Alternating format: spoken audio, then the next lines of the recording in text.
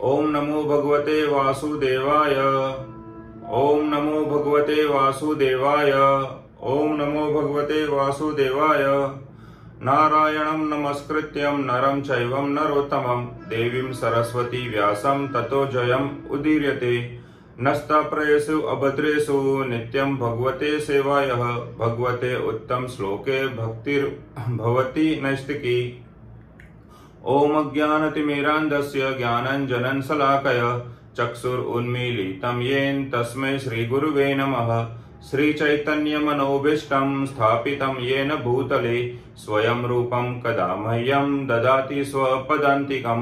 वन्देऽहं श्रीगुरुः श्रीयुतपदकमलं श्रीगुरून् वैष्णवांचं श्रीरूपं साग्रजातं सहगण रघुनाथं तं सजीवं साद्वैतं सावधूतं परिजन सरितं कृष्ण चैतन्य देवं श्रीराधा कृष्ण पादान् सहगण ललिता श्री विशाखा विंतं च। हे कृष्णा करुणा सिंधु दीनबंधु जगतपते गोपेश गोपिका कांत राधा कांत नमोस्तुते। तप्त कांचन गौरांगी राधे वृंदावनेश्वरी वृषभानुसुते देवी प्रणमामि हरिप्रिये। वंशाकल्पतरुभ्यश्च कृपा सिंधु च एव च पतितानां पावनेभ्यो वैष्णवेभ्यो नमो नमः। नमो नमः। जय श्री कृष्ण चैतन्य प्रभु नित्यानंद श्री अद्वैत गदाधर श्रीवासादि गौर भक्त वृंद। हरे कृष्णा कृष्णा कृष्णा हरे हरे हरे रामा राम राम हरे हरे। हरे कृष्णा। तो आज हम श्लोक कवर करने वाले हैं, श्लोक number 39, 40 and 41 from canto 4 chapter 21। Start करते हैं। यत सेवाय आशीषः गृहा स्वराटः विप्रिय तुष्यन्ति कामम् ईश्वरः तद एव तद्धर्म परे विनयन्ति सर्व आत्मानं ब्रह्मकूलम निशेष व्यातमः। शब्दार्थ समझते हैं। यत जिसकी सेवाय सेवा से आशेष अपार गृह आशय प्रत्येक के हृदय में वास स्वराटः लेकिन फिर भी पूर्णत विप्रिय ब्राह्मणों तथा वैष्णवों को प्यारे तुष्यंती संतुष्ट होता है कामम इच्छाओं का ईश्वर श्री भगवान तत् उस एव निश्चय ही तत्व धर्म परे है श्री भगवान के चरण चिन्हों का अनुसरण करते हुए विनयति विनम्रता से सर्व आत्मानाम सभी प्रकार से ब्रह्मकुलम ब्राह्मणों तथा वैष्णवों के वंशज निसे व्यातम उनकी सेवा में निरंतर लगे रहकर। तात्पर्य समझते। अनंत काल तक स्वतंत्र रहने वाले तथा प्रत्येक के हृदय में निवास करने वाले पूर्ण पुरुषोत्तम भगवान उन लोगों से अत्यधिक प्रसन्न रहते हैं जो उनके चरण चिन्हों का अनुसरण करते हैं और बिना किसी हिचक के ब्राह्मणों तथा वैष्णवों के वंशजों की सेवा करते हैं, क्योंकि वे सदैव ही ब्राह्मणों तथा वैष्णवों को प्रिय और सदा ही उनको प्रिय होते हैं। परम पूज्य प्रभुपाद जी से तात्पर्य समझते हैं। कहा जाता है कि श्री भगवान यह देखकर अत्यधिक प्रसन्न होते हैं कि कोई उनके भक्त की सेवा करता है। पूर्ण होने के कारण उन्हें किसी भी सेवा की आवश्यकता नहीं होती, लेकिन इसमें तो हमारा ही हित है कि हम पूर्ण पुरुषोत्तम भगवान की सभी प्रकार से सेवा करें। परम पुरुष के प्रति ऐसी सेवा प्रत्येक रूप से तो नहीं, किंतु ब्राह्मणों तथा वैष्णवों की सेवा के द्वारा संभव है। श्री नरोत्तम दास ठाकुर जी का गीत है, छाड़िया वैष्णव सेवा निस्तार पायछे के बा, अर्थात जब तक वैष्णवों तथा ब्राह्मणों की सेवा नहीं की जाती तब तक भवसागर से कोई छुटकारा नहीं मिलता। श्री विश्वनाथ चक्रवर्ती ठाकुर जी का भी कहना है, यस्य प्रसादात भगवत प्रसादः। गुरु महाराज की इंद्रियों को संतुष्ट करके ही श्री भगवान की इंद्रियों को संतुष्ट किया जा सकता है। ऐसे आचरण का शास्त्रों में उल्लेख तो है ही, किंतु आचार्य भी इनका पालन करते हैं। महाराज पृथु ने अपनी प्रजा को श्री भगवान के आदेश आचरण का अनुसरण करने तथा इस प्रकार ब्राह्मणों एवं वैष्णवों की सेवा में प्रवृत्त होने की सलाह दी है। हम पहले श्लोक पढ़ लेते हैं, फिर उसका एनालिसिस करेंगे। श्लोक नंबर 40। पुमान लभेत अंति वेलम आत्मनः प्रसिद्धत अत्यंत समम स्वतः स्वयमः यत् नित्यम संबंध निस्वयः ततः परम किमत्रासित मुखम हरवी भुजाम। शब्दार्थ समझते हैं। पुमान पुरुष लभेत प्राप्त कर सकता है। अनतिवेलम अविलंब आत्मनः अपनी आत्मा के प्रसिद्धतः प्रसन्न होने पर अत्यधिक समम शांति स्वतः अपने आप स्वयं यतः जिसका नित्य नियमित संबंध निवेशया सेवा के बल पर ततः तत्पश्चात परम श्रेष्ठ किम क्या अत्र यहाँ अस्ति है मुखम मुख हवि मतलब घी भुजम पीने वाले ब्राह्मणों तथा वैष्णवों को नियमित सेवा करते रहने से मनुष्य के हृदय का मेल दूर होता है और इस प्रकार परम शांति तथा भौतिक आसक्ति से मुक्ति मिलती है और वह संतुष्ट हो जाता है। इस संसार में ब्राह्मणों की सेवा से बढ़कर अन्य कोई सकाम कर्म नहीं है, क्योंकि इससे देवता प्रसन्न होते हैं जिनके लिए अनेक यज्ञों की संतुष्टि की जाती है। परम पूज्य प्रभुपाद जी से तात्पर्य समझते हैं। श्रीमद् भगवद गीता में कहा गया है, प्रसादे सर्वेदु खानम हनिस योग पजयाते। जब तक मनुष्य आत्मसंतुष्ट नहीं होता तब तक वह भौतिक अस्तित्व के कष्टकारक अवस्था से मुक्त नहीं हो सकता। अतः आत्मा सृष्टि की पूर्णता प्राप्त करने हेतु ब्राह्मणों तथा वैष्णवों की सेवा करना अनिवार्य है। इसलिए श्री नरोत्तम दास ठाकुर जी कहते हैं, तांदेर चरण सेवी भक्त सनेवासः जन्मे जन्मे है यही अभिलाषः। मैं जन्म जन्मांतर आचार्यों के चरण कमलों की सेवा करना तथा भक्तों की संगति में रहना चाहता हूँ। भक्तों की संगति में रहकर तथा आचार्यों के आदेशों के पालन से ही आध्यात्मिक वातावरण बनाए रखा जा सकता है। गुरु ही सर्वोत्तम ब्राह्मण है। इस कलयुग में ब्राह्मण कुल की सेवा कर पाना अत्यंत दुष्कर है। वराह पुराण के अनुसार सबसे बड़ी कठिनाई यह है कि कलयुग का लाभ उठाकर असुरों ने ब्राह्मण कुल में जन्म ले लिया है। राक्षस कलिम असितः जायन्ते ब्रह्म योनिसो वराह पुराण। दूसरे शब्दों में इस युग में शास्त्रों तथा लोगों की अविद्या का लाभ उठाते हुए तथा कथित ब्राह्मण तथा गोस्वामी वंशागत अधिकार से अपने आप को ब्राह्मण तथा वैष्णव होने का दावा करते हैं। ऐसे झूठ ब्राह्मण कुलों की सेवा करने से कोई लाभ नहीं होता। अतः मनुष्य को चाहिए कि वह प्रामाणिक गुरु तथा संगियों का आश्रय ग्रहण करे और उनकी सेवा करे, क्योंकि इससे नव जिज्ञासु को पूर्ण संतुष्ट प्राप्त हो सकेगा। श्री विश्वनाथ चक्रवर्ती ठाकुर जी ने श्रीमद् भगवद गीता के श्लोक में कहा है, व्यवस आत्मिक बुद्धि कहे कुरु नंदन की व्याख्या में इसका स्पष्ट उल्लेख किया गया है।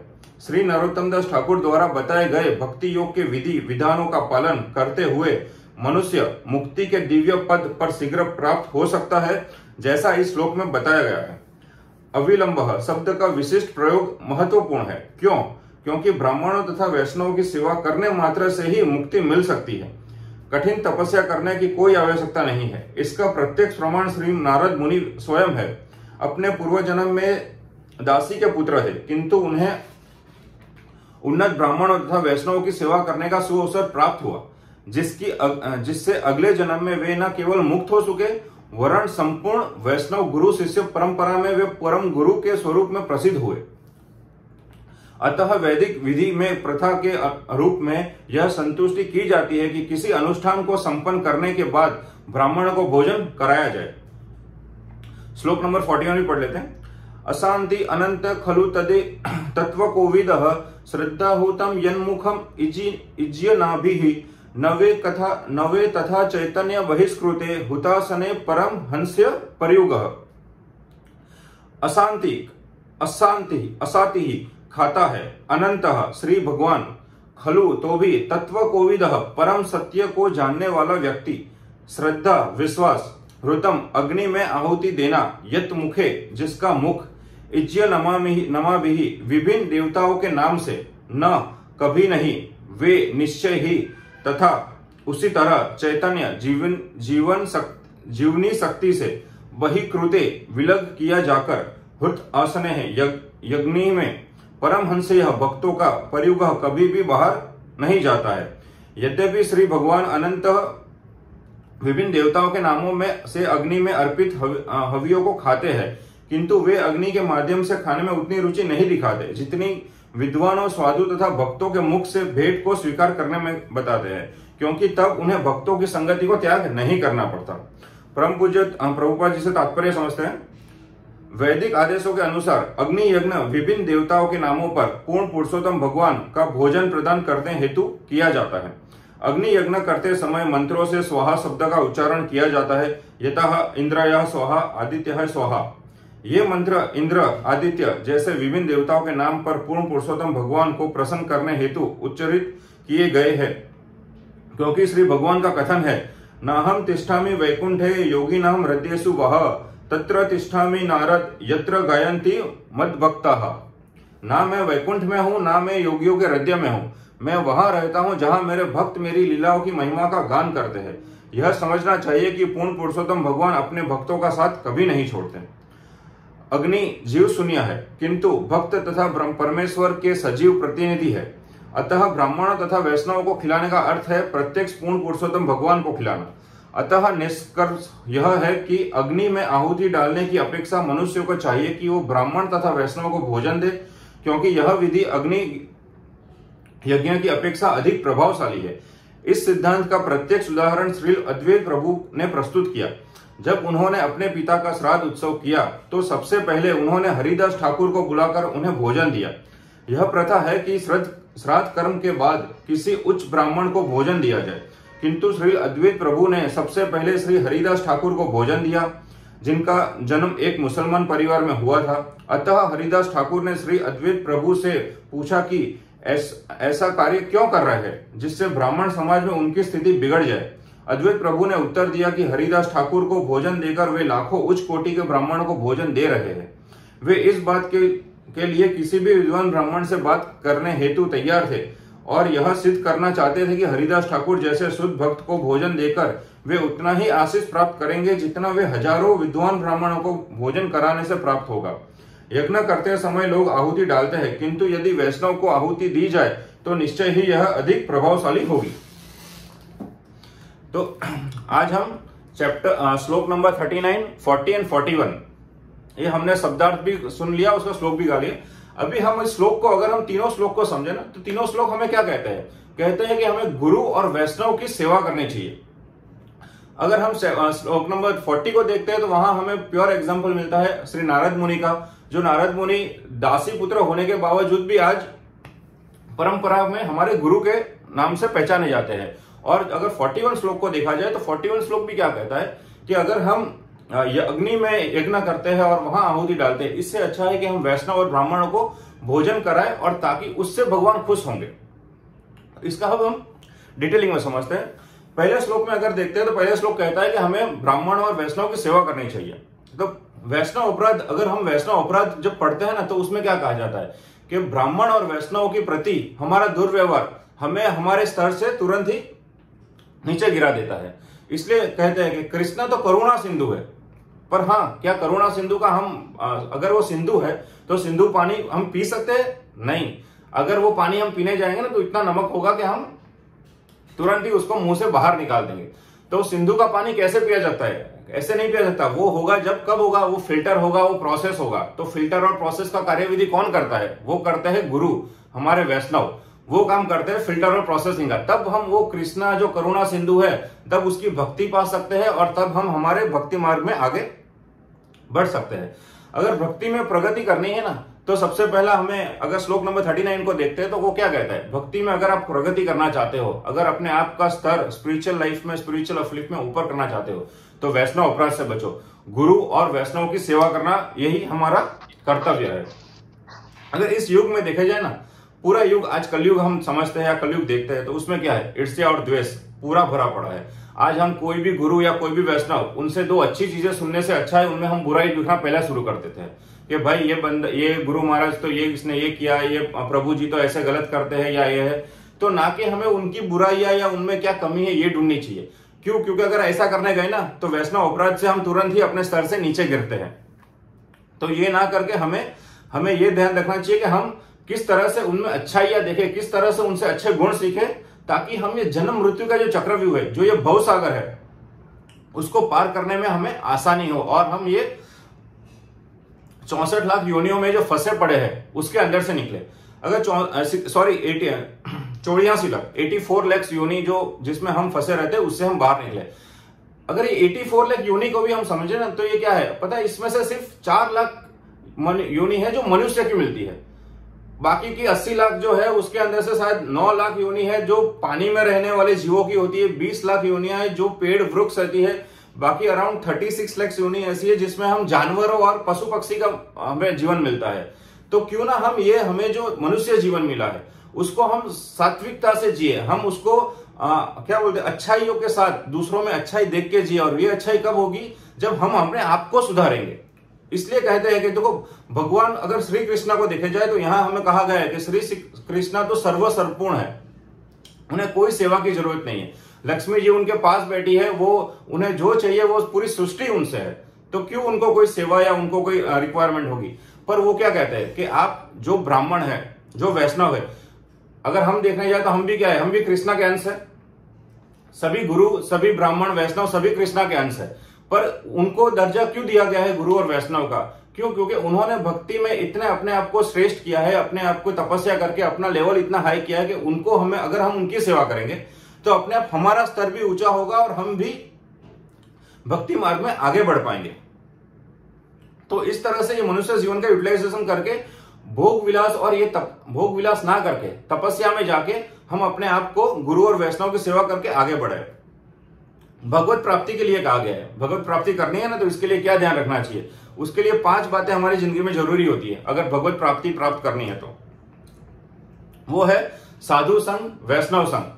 तो पहला हुआ, अगर आप साधु के संग में रहोगे, अगर आप वैष्णव के संग में रहोगे और गुरु के संग में रहोगे तो अपने आप को ये भौतिक जीवन की जो माया से है उससे अटैचमेंट से दूर होके आप कृष्णा से कनेक्ट होने में आप इजी रहोगे। सेकंड आता है नाम कीर्तन, हरि नाम कीर्तन। अगर आप किसी गुरु के, किसी वैष्णव के संग में हो तो क्या वो आपको हॉलीवुड बॉलीवुड की बातें करने वाला है? नहीं, वो आपको हरि नाम कीर्तन की ही बातें करने वाला है। वो आपको कृष्ण लीला की ही बातें करेंगे आपके साथ बैठ के। तो क्या होगा, आपका जो भौतिक जीवन के अंदर जहां आप फंसे पड़े हो वहां से निकल के आप अपने आप को समझ पाओगे कि भाई मेरा जीवन का अस्तित्व क्या है, मेरे जीवन में मुझे क्या करना है। इसका फायदा कब होगा? जब आप गुरु के, वैष्णव के संग में रहोगे। तीसरा होता है भगवत लीला का श्रवण। जब आप गुरु के संग में, जब आप वैष्णव के संग में रहोगे तो आप ऑब्वियसली भगवत लीला का स्मरण करोगे, भगवत का गुणगान करोगे। वृंदावन धाम का वास, जहां 4 वैष्णव मिल गए, जहां आप गुरु के शरण में बैठे हो, वो अपने आप को एक वृंदावन बन जाता है। तो इसलिए गुरु के शरण में रहना, वैष्णव के शरण में रहना अपने आप को भौतिक जगत की माया से दूर रखने का सबसे बड़ा प्लस पॉइंट है। और वैष्णव और साधु की सेवा, अगर हम सेवा का माध्यम समझे तो क्या हम वैष्णव, ब्राह्मणों की सेवा या गुरु की सेवा, तो वो सेवा को हम कैसे समझे? क्या वो चाहते हैं कि हम उनके पैर दबाए या कुछ करें? ऑब्वियसली ये तो एक पार्ट हुआ। पर जब कोई गुरु से आप या गुरु महाराज से आप बोलोगे गुरु महाराज हमें कोई सेवा का अवसर दीजिए, तो वो क्या कहेंगे? बेटा और कुछ मत करो, हरि नाम कीर्तन पे कितना फोकस कर रहे हो, भागवत श्रवण कितना कर रहे हो, हरि नाम कीर्तन कितना कर रहे हो, ये उनकी होगी कि भाई डेटी सेवा कितने कर रहे हो, भगवान का प्रसाद खा रहे हो कि नहीं खा रहे हो। ये गुरु के मुंह से जब निकलता है तो ये निकलता है कि आप सेवा के माध्यम से भी गुरु या वैष्णव क्या कहेंगे कि अपने आप को आप जोड़ो, कृष्णा से जोड़ने के लिए आप एक स्टेप आगे बढ़ो।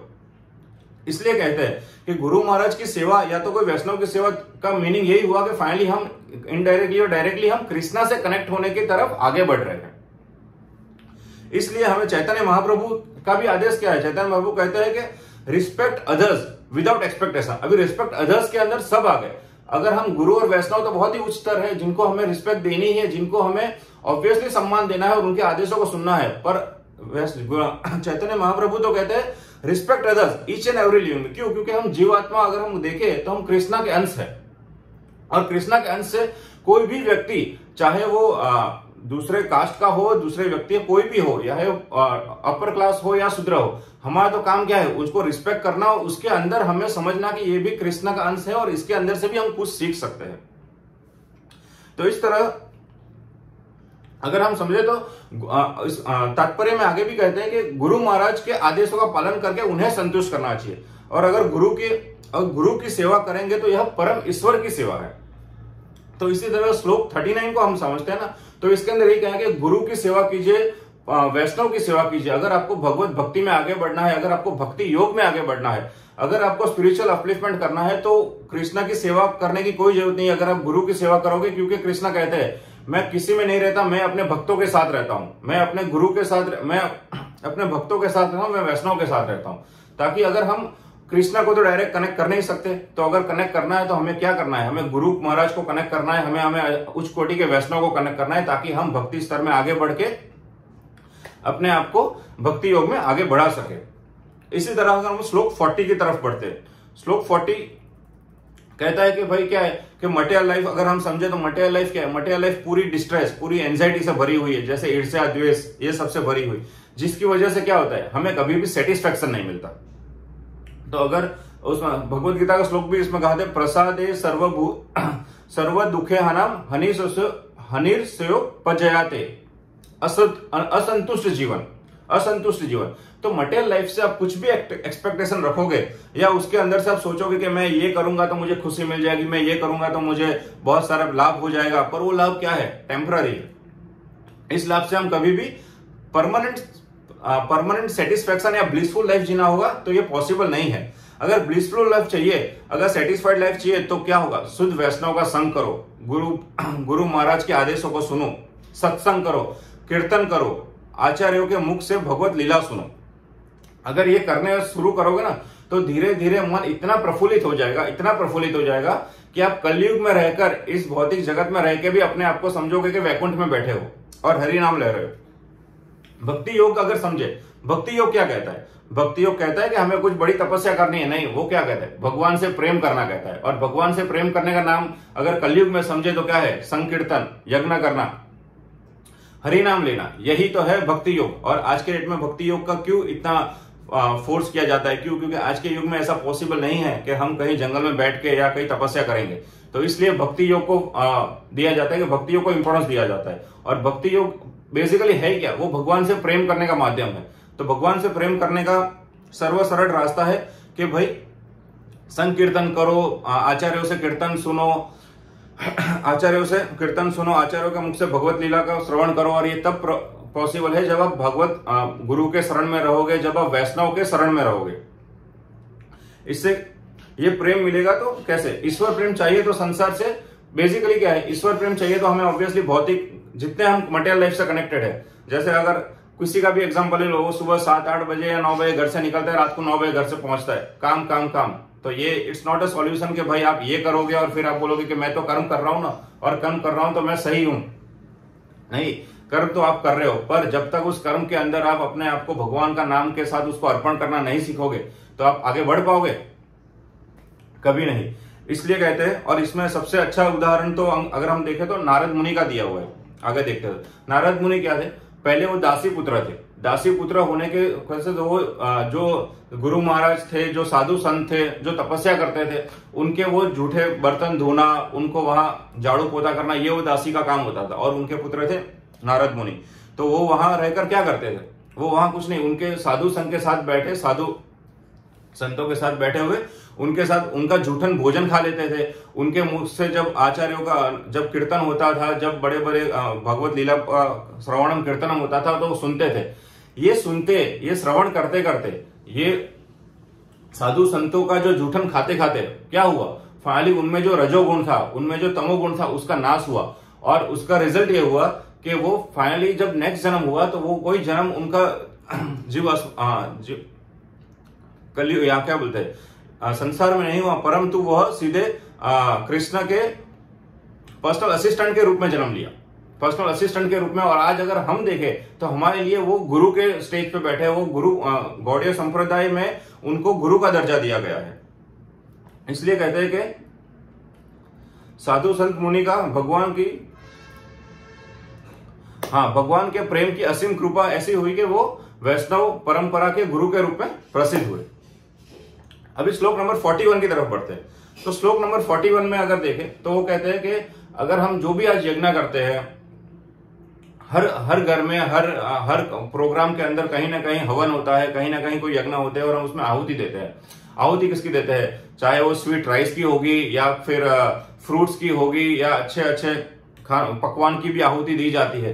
तो भगवान को ये पकवान, अगर हम समझते हैं कि भगवान को ये पकवान देंगे तो भगवान खुश होंगे, भगवान को स्वीट राइस देंगे, आहुति करेंगे, स्वाहा करेंगे तो भगवान खुश होंगे। पर भगवान क्या कहते हैं, भगवान कहते हैं कि मैं ये स्वीट राइस या आहुति अगर आप अग्नि में देते हो ना, इससे मुझे खुशी नहीं मिलती है। मुझे खुशी कब मिलती है, जब ये आहुति, जब ये स्वीट राइस या जब ये अच्छे फ्रूट्स आप किसी वैष्णव या किसी ब्राह्मण को दिए जाओ। अगर इस श्लोक में हम और थोड़ा डिटेल एनालिसिस करें ना, तो क्या कहता है कि हमारे देश में तो अगर हम समझे तो बहुत इस माइंडसेट से है कि लोगों के हर घर में एक देवी देवता है, हर घर में एक भगवान बसते हैं, और सब कहते हैं कि भाई ये मेरे देवी देवता श्रेष्ठ है या मेरे भगवान श्रेष्ठ है। पर अगर हम शास्त्रों को पढ़े और इसके अंदर समझे तो कितने हैं? 33 करोड़ देवी देवता है। पर क्या 33 करोड़ देवी देवता अपने आप में सर्वश्रेष्ठ है? नहीं। जब हम यज्ञ करते हैं, जब हम कोई भी भोग लगाते हैं, तो वो भोग वाया इन देवी देवताओं से श्री कृष्ण को ही अर्पण होता है, परम तत्व को ही ये भोग मिलता है। इसलिए ये सारे देवी देवता भगवान किसके सारी देवी देवता किसके अधीन है? वो परम तत्व परम कृष्ण के अधीन है। जब हम ये सोचते हैं ना कि जब कोई भी यह सोचता है कि भाई ये क्या बोलते हैं, ये देवी देवता मेरे महान है, या मैं इसको भोग लगाऊंगा तो या ये देवी को भोग लगाऊंगा तो इसको अर्पण होगा, ना कि कृष्णा को अर्पण होगा, तो ये भी देखा जाए ना तो ये भी एक सबसे बड़ा अपराध के लिस्ट में आता है कि जब आप देवी देवताओं को कृष्णा से उसको इक्विवेलेंट करते हो कि ये देवी देवता भी मेरे समान है, कृष्णा का समान है, तो ये भी नहीं करना चाहिए। अगर वेदों को पढ़ते हो ना तो इसमें भी कहा गया है कि कोई भी देवी देवता कृष्णा के अधीन है, ताकि उसको कभी आप एक लेवल पे नहीं रख सकते।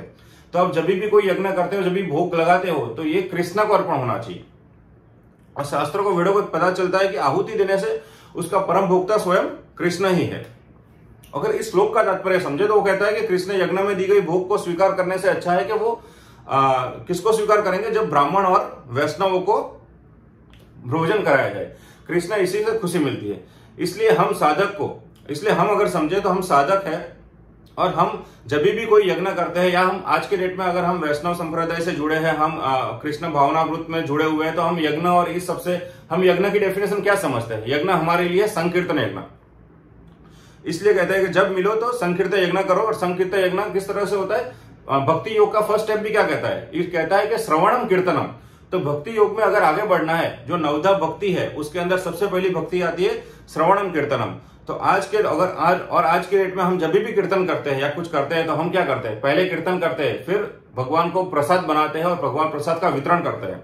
इस तरह से प्रसाद स्वयं भी ग्रहण करते हैं, और जो आए हुए भक्त हैं, प्रभु जी है, उनको भी प्रसाद का भोग देते हैं। इस तरह से हम अपने आप को तो इस वैष्णव संप्रदाय से जोड़ के, कृष्ण भावनामृत में जोड़ के हम तो हमारा कार्य कर रहे हैं, पर हमारा कर्तव्य और क्या है? हमारा कर्तव्य यह भी है कि जो लोग इस तरह से हवन और इस सब में जो जुड़े हैं, उनको भी ये समझाया जाए कि ना, हवन में आहुति देने से अच्छा है कि वैष्णव और ब्राह्मणों को भोजन कराया जाए, ताकि कृष्णा इनसे खुश होंगे, ना कि आहुति क्या बोलते हैं, यज्ञ में आहुति देने से खुश होंगे। और इस तरह से आगे एक पॉइंट ये भी कहूंगा कि जब आदमी ईश्वर से जुड़ता है ना, तो इसके अंदर मैंने कल पॉइंट पढ़ रहा था तो कहा था कि भक्ति की शुरुआत कैसे होती है? ईश्वर से कनेक्शन से होती है। और ईश्वर से जब कनेक्ट होता है ना आदमी, तो उसको क्या मिलता है? आनंद मिलता है। तो इस आनंद के ऊपर एक भजन, एक सॉन्ग सुना था मैंने कल, कि जब जिसके जीवन में मिला सत्संग है, उसको हर घड़ी आनंद ही आनंद है। जिसको मिला हरि का संग है, उसको हर घड़ी आनंद ही आनंद है। तो इस तरह से ये आनंद कब प्राप्त होगा? ये आनंद तब प्राप्त होगा जब हम वैष्णव का संग, वैष्णव की सेवा, गुरु महाराज की सेवा, उनके आदर्श, उनके ऑर्डर्स को फॉलो करेंगे और अपने आप को स्पिरिचुअल अपलिफ्ट में आगे बढ़ता जाएंगे। तब हमें गुरु की सेवा और गुरु के आशीर्वाद प्राप्त होंगे, और हम भी हमारे स्तर को ऊंचा बढ़ा के अपने आप को भव सागर से मुक्त करने के एक स्टेप में आगे बढ़ पाएंगे। इस तरह से हम अगर चैप्टर श्लोक नंबर 30, 31 और 40 को समझे तो यही कहेंगे कि भाई संकीर्तन यज्ञ करो, प्रसाद वितरण करो, और गुरु और वैष्णव के आशीर्वाद प्राप्त करो। हरे कृष्णा हरे कृष्णा कृष्ण कृष्ण हरे हरे, हरे राम राम राम हरे हरे, हरे कृष्णा।